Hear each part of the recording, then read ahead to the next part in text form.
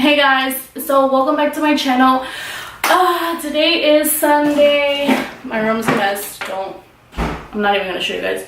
Today is Sunday, March 19th, and I just got done editing another video, but I just wanted to record another video for you guys because I just want to have a lot of videos pre-recorded so that I could edit them and upload them, because I'm trying to become a responsible YouTuber. I know that is so hard to believe because I've been gone for like the past, I want to say 3 months. It could be less or it could be more, you know. Like I said, I have not been responsible, so I have no idea when was the last time I uploaded. But I want to do an updated labor and delivery story time for you guys since I started this new channel. I know I'm gonna have a lot of new subscribers, and a lot of y'all are not gonna want to go to my old YouTube channel and like scroll all the way down to find it. So I'm just gonna do an updated, not updated, but like another one. Like I'm just gonna do another one like with more information, or not with more information, but just like another one for this channel. So let's just get right to it. I was already 40 weeks. I was like 40 weeks and 1 day, and I was so tired. I wanted this baby out. Like I went to the hospital because I had my appointment, and I remember telling my doctor like, can you please induce me, because I really just want this baby out. I'm so tired, I'm so exhausted. I just want this baby out already, because I was already 40 weeks. He checked to see if I was, I'm sorry guys, it's really hot in here. He checked to see if I was dilating, but he's like, you have not dilated like at all. You're like barely, not even a centimeter. And I'm just like, are you serious? So he stripped my membranes, and what that did was that was supposed to like make the contractions come. And he told me, you're gonna bleed, you're gonna be cramping. All of that happened, and he's like, I want you to come back tonight at 12, well, this morning, like at 12 a.m. It was on a Wednesday, so it was on a Wednesday early in the morning. So he's like, I want you to come back at 12 tonight, and you're gonna be admitted into the hospital. So I went home and I took a nap. I went to sleep around 6, and then I woke up around 11. My mom woke me up so that I could get ready to go to the hospital. When I got to the hospital, they basically just admitted me into the room. They hooked me up to all the machines and, you know, just pretty much prepared me.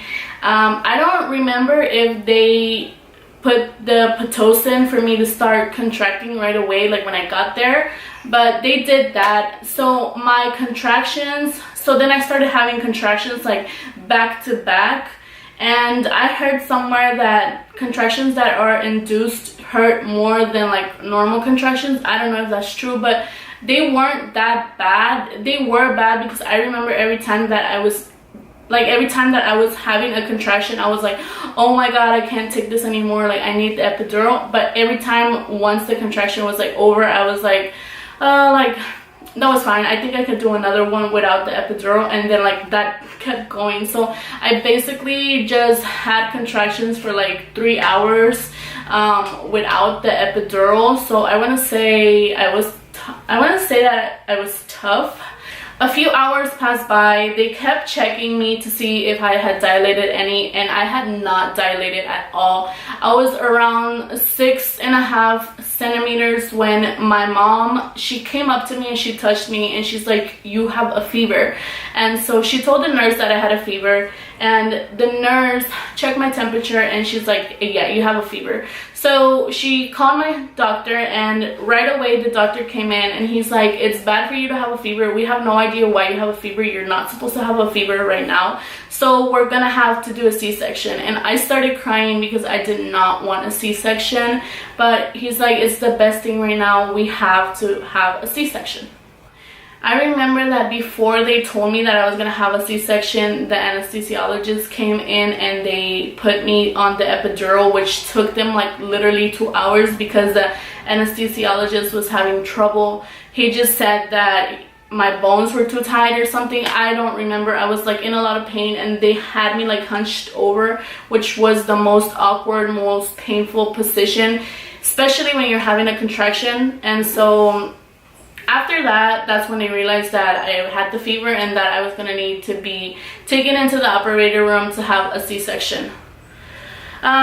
So when they took me into the operating room, they took me in by myself, and they told Marco and my mom that they were gonna come get them when they had me ready, and like when everything was going to happen. So I remember them telling me, like, pinching me or something. I don't know what they were doing. I guess they were just checking to see if I felt any pain.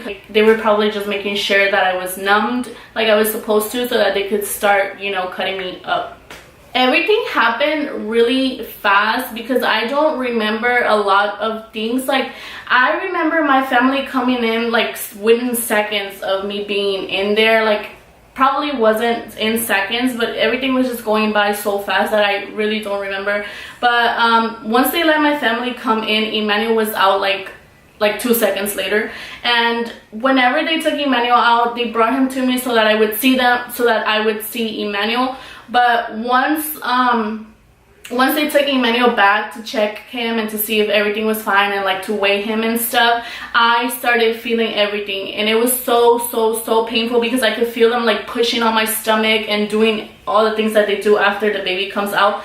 So I remember like begging the anesthesiologist to give me some more pain meds or like whatever they were giving me, because it was so painful. And I don't remember this part, but Marco tells me that the anesthesiologist was like, I'm gonna have to put her to sleep because she's in a lot of pain. I had Emmanuel at 6:42. I woke up 6:42 p.m. and I woke up at 8, and when I woke up, I was already in my room. I was out of the recovery room, so I woke up and I was in the room. I asked them like right away to see my baby, but they told me after that, like, of course I didn't know anything that was happening, I didn't know anything that happened. So the nurse filled me up, and she told me that the reason that I had the C-section and the reason that I had the fever was because he had meconium in his water, which happens when the baby like poops or pees, I don't know. But he had that, so that's why I got an infection, and it was the right decision to have a C-section because otherwise something bad might have happened. So she told me that because of that, they were checking him to see if he was okay and if he had like any infections or anything. They told me that they had an IV through his little foot and that they were giving him antibiotics just in case, and so that I wasn't gonna be able to see him until later on. So I had him at 6, I woke up at 8, and I did not get to see him till 12 at midnight. After they brought him in with me the first day, like those first hours, they did come back and like check on him and then take him and then bring him back, and it was just kind of like that because they were making sure that he was okay, and they were like giving him antibiotics and like checking his stomach, and like I don't know what they were doing to him just to make sure that he was good. And they basically just told me that if he did have an infection or if anything was wrong with him, that I was gonna be discharged like within the next 2 days, but he was gonna have to stay an extra 7 days in the hospital, which meant that I was gonna have to go home without my baby, and that my baby was gonna stay in the hospital. And that just broke my heart. It was the worst feeling ever.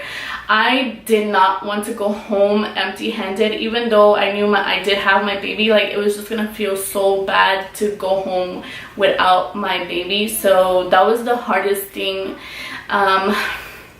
But the good thing was that on the day that I was gonna be discharged, I was praying to God that they would let me take my baby with me, and my doctor came in and he discharged me, and he's like, the baby's doctor is gonna come in and he's gonna tell you if you could take him or he's gonna have to stay. So I could have left, but of course I wasn't gonna leave. Like, I wanted to know about my baby.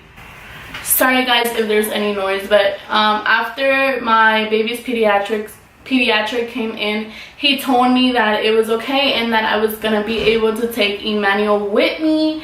And so that was the best news that I had ever received. Like, I did not want to go home without him. And I know this is kind of sped up, but I already did a labor and delivery story in my other channel if you guys want to go check it out. I just wanted to kind of fill you guys in if you are new to my channel. And I do have a healthy baby. Everything was fine with him. He did not have any infections at all. He did not eat his poop or anything, thank God. So he's a healthy baby. And currently right now he just turned 8 months and he weighs like 24 pounds.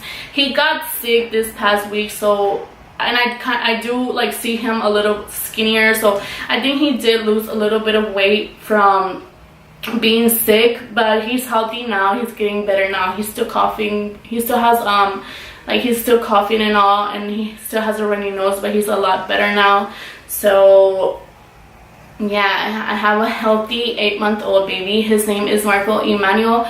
At the moment, he's not here with me as I am recording, but I will answer some pictures of him and you guys will get to see him in my next vlogs. But if you already know him, then you already know how cute he is. So I just want to say that if you are new to my channel, thank you so much for watching. I am a teen mom, and I do not regret it at all. It's the best decision. It's the best thing that has ever happened to me. So I love my baby, and I wouldn't have had it, I wouldn't have wanted it any other way. He was planned, so he's the best blessing ever, and I thank God so much for my baby and my little family. Okay guys, so that's it for today's video. I'll see you guys in my next video, which will probably be a vlog. Bye guys.